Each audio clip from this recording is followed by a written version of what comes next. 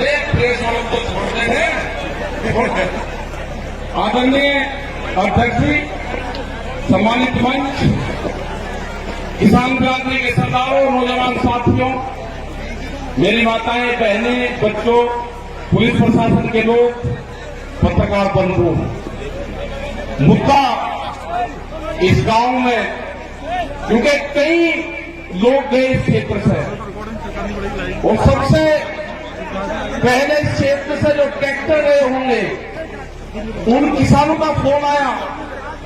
उन्होंने कहा कि कई ट्रैक्टर यहां से है और हम आना चाहते हैं, यहां से पुलिस रास्ते में नहीं आने देती। मतलब ये पहली बार लगा कि इस क्षेत्र से ट्रैक्टर भी आंदोलन में हिस्सा ले लेते हैं। ये पूरे देश का मसला है। इसको पहले बांटा गया पंजाब हरियाणा में, फिर इसको बांटा गया उत्तर प्रदेश राजस्थान के कुछ सीमाओं में, फिर इसे कहा कि ये तो सरकार का आंदोलन है, फिर कहा कि एक बिरादरी का आंदोलन है। 8-10 टुकड़ों में इस आंदोलन को बांटने की कोशिश करेंगे। ये नहीं कहा कि आंदोलन किस मुद्दे पे है। सरकार से 12 बार बातचीत हुई, 12 दौर की वार्ता। हमने कहा कि जो 3 काले कानून हैं इनको वापसी ले लो। किसानों से आपने नहीं पूछा। गोदाम, बड़े बड़े गोदाम पहले बन गए और कानून बाद में बने हैं देश में, इसलिए व्यापारियों के कहने से उनके हितों का साधने के लिए कानून बने हैं। हमने कहा कि एमएसपी में कानून नहीं है। आज भी राजस्थान के बहुत लोग, जब हम भरतपुर से आ रहे थे, ट्रैक्टर ट्रॉलियों में अपने परिवार के साथ नापी के क्षेत्र के लोग जा रहे थे, जाते हुए हमने उनको रोका। उन्होंने कहा कि बाजरा है हमारे पास में, गेहूं है, हम इसको मंडी में बेचने जा रहे हैं। इनसे पूछा कि बाजरे का एमएसपी का रेट क्या है जो भारत सरकार ने तय करा। उन्होंने कहा कि हमको नहीं पता क्या रेट है। मतलब आज भी देश में ये हालात है कि किसान को सरकारी रेट का नहीं पता। मंडियों में उसकी बोली लगती है। जो किसान अपने घर से अनाज लेकर चला गया, व्यापारी उसकी बोली लगाएगा, उसको उसकी कीमत का नहीं पता कि क्या मिलेगा। बाजरे का 2100 रुपए का भाव है। हमने कहा कि आपको कहना कि जो सरकारी रेट है उसके कम पे मैं खरीद नहीं करूंगा, आप वहीं पे बैठ जाना। वो 1100 से 1200 रुपए में बाजरे को बेच पाएगा किसान, 1400 और 1500 रुपए में गेहूं को बेच पाएगा। जब उसकी फसल 1 महीने बाद में उसकी फसल आ जाएगी, उसके घर में अनाज रखा है, उसको बेचने गया है। लड़ाई यही है। लड़ाई किसी जाति की नहीं है। लड़ाई है कि एमएसपी पे कानून बने। मिनिमम सपोर्ट प्राइस जो है 1975 रुपए से कम पे गेहूं का भाव नामित हो। वो चाहे सरकार खरीदे या कोई व्यापारी खरीदे, उसके कम पे खरीदना हो। 2100 रुपए के आसपास का बाजरे का रेट है। बाजरा उसके कम पे खरीदना हो। मक्का 1700-1800 रुपए का रेट है, उससे कम पे खरीदना हो। धान में 1800 रुपए से कम पे खरीदना हो। ये है कानून। इसके लिए लड़ाई वहां पर चल रही है। 100 दिन के आसपास लोग आ रहे हैं। सरकार तैयार नहीं है। सरकार ने कहा कि किसान की जब फसल की कटाई होगी, किसान अपने खेत में आ जाएगा, आंदोलन अपने आप खत्म हो जाएगा। उसके एक ही जबान से किसान अपनी फसल उगानी शुरू कर दी। उसने कहा कि आंदोलन करेंगे हम, अगर फसल हमारे बीच में आएगी उस फसल को उजाड़ देंगे। आपने हरियाणा, पंजाब, उत्तर प्रदेश, राजस्थान की जगह में बहुत किसानों ने उजाड़ी फसल।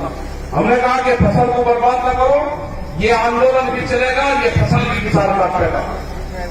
ये आंदोलन कितना लंबा चलेगा ये तो नहीं कह सकते, लेकिन जो 40 लोग हैं, जो कमेटी के लोग हैं 40, उनके पीछे पंचायतें हैं, उनके पीछे सरपंचों का हाथ है। उसके पीछे पूरे हिंदुस्तान के किसान ने आस्था जताई है कि दिल्ली में चलने वाला धरना मेरे फसलों के रेट तय करेगा। ये लड़ाई बड़े पूंजीपति से है, सरकार उनकी सपोर्ट में है। ये लड़ाई वही है जो जमींदारों के खिलाफ होती थी। ये लड़ाई वही है जो राजाओं के खिलाफ होती थी। वो लड़ाई भी अनाज की लड़ाई थी, ये लड़ाई भी अनाज के रेट की लड़ाई है। मैं नौजवान साथियों को अपने, जिसने इस पूरे देश के आंदोलन की कमान नौजवानों ने संभाली है अपनी बार। ये बहुत कम देखने को मिलता है कि नौजवान किसी के क्षेत्र में आंदोलन की कमान अपने हाथ में संभाली हो, तो वो आंदोलन कभी फेल नहीं हो सकता। वो आंदोलन फेल नहीं होगा कभी भी, क्योंकि जिस तरह से शाहजहांपुर में पूरे दिल्ली के क्षेत्र में यहां का नौजवान निकला है, उसने जाति धर्म सब चीज को भुला के, सोच को भुला के कि कौन किस क्षेत्र का है, मेरी वहां पर आपस में क्या लड़ाई क्या तकरार है, सब कुछ चीज को भुला के उसने दिल्ली के आंदोलन में शरीक हुआ। जिस तरह से यहां पर लोग इकट्ठा कर रहे हैं पैसा, सरकार कहती है कि धन कहां से आ रहा।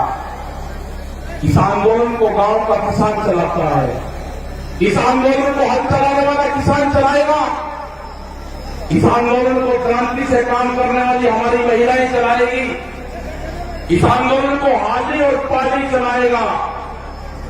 यह आंदोलन क्रांति का आंदोलन है, यह आंदोलन फेल नहीं होगा।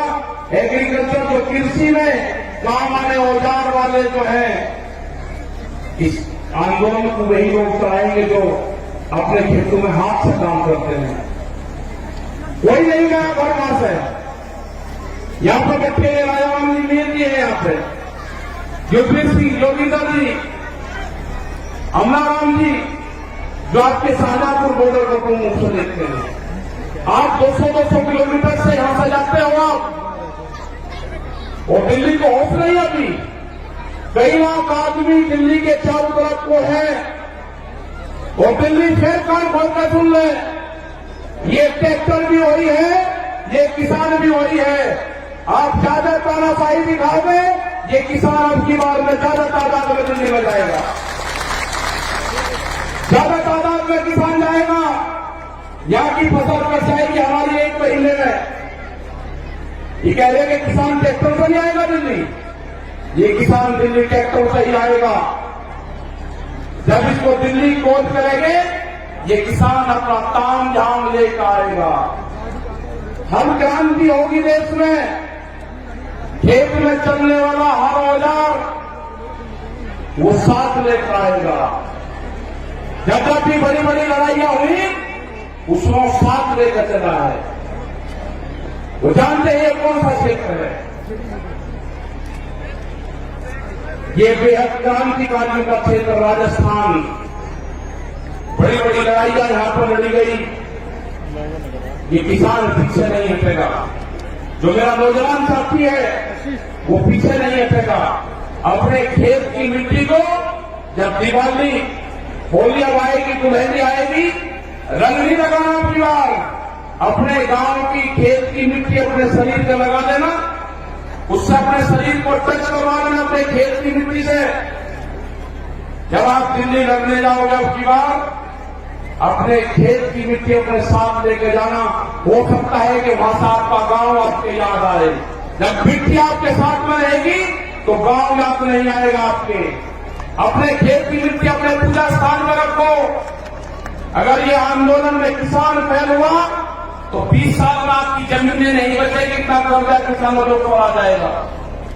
सब लुटेरे आगे हैं, इन लुटेरों का मुकाबला होगा जेली और सांगों से, जो खेत में भूख हटाने के काम आते हैं। ये लुटेरे हैं, देश को लूटने आए हैं, इनका मुकाबला होगा, इनसे लड़ना पड़ेगा। पूरा दिल्ली को चारों तरफ से किसानों ने घेर रखा है। लड़ाई कितनी लंबी चलेगी ये तो नहीं कह सकते, लेकिन लड़ाई चलेगी, किसान जीतेगा। किसान हार कर दिल्ली से नहीं आएगा वापसी। सरकार कान खोलकर सुनना, दिल्ली की सरकार न किसान महकाम आएगा, न किसान वापसी आएगा। जब तक एमएसपी में कानून नहीं बनेगा, बिल भी वापसी नहीं होंगे, और भी बहुत से बिल लेकर आ रहे हैं। जब तक किसान वापसी नहीं होगा, जो मेरे बुजुर्ग हैं, उनका जिस तरह से साथ मिल रहा है आंदोलन में, उन्हें जिस तरह से नौजवान साथियों कहा कि आप चलो आंदोलनों में, हमारे अध्यक्ष यहां पर बैठते हैं, 90 साल से ज्यादा उम्र इनकी है, कह रहे कि आंदोलन लड़ाई लड़ो, आंदोलन करो, दिल्ली चलो। तो यही सारे नौजवानों का, सारे युवाओं का, सारी महिलाओं का यही कहना है कि दिल्ली से वापसी नहीं आना। ये लड़ाई किसी जाति बिरादरी की नहीं है, ये लड़ाई किसान के अस्तित्व की है। इस लड़ाई को हमको लड़ना पड़ेगा, बहुत मजबूती के साथ लड़ना पड़ेगा। जाति, धर्म, गो, खाद, ये सब छोड़ कर ये लड़ाई किसान और मजदूर की लड़ाई है। गरीब का अनाज तिजोरी में बंद ना हो, देश में भूख का व्यापार ना हो, बड़े बड़े गोदाम बनेंगे, बड़े बड़े ताले लगेंगे, गरीब आदमी को रोटी नसीब नहीं होगी, कीमतें अनाज टूटनी पड़ेगी। ये लड़ाई है रोटी तिजोरी में बंद ना हो, ये लड़ाई है व्यापारी के चुंगल में अनाज न जाए, ये लड़ाई है किसान को फसलों के दाम मिले। ये लड़ाई जारी रहेगी, आंदोलन हमारे जारी रहेंगे और हम पूरे देश भर में जाएंगे।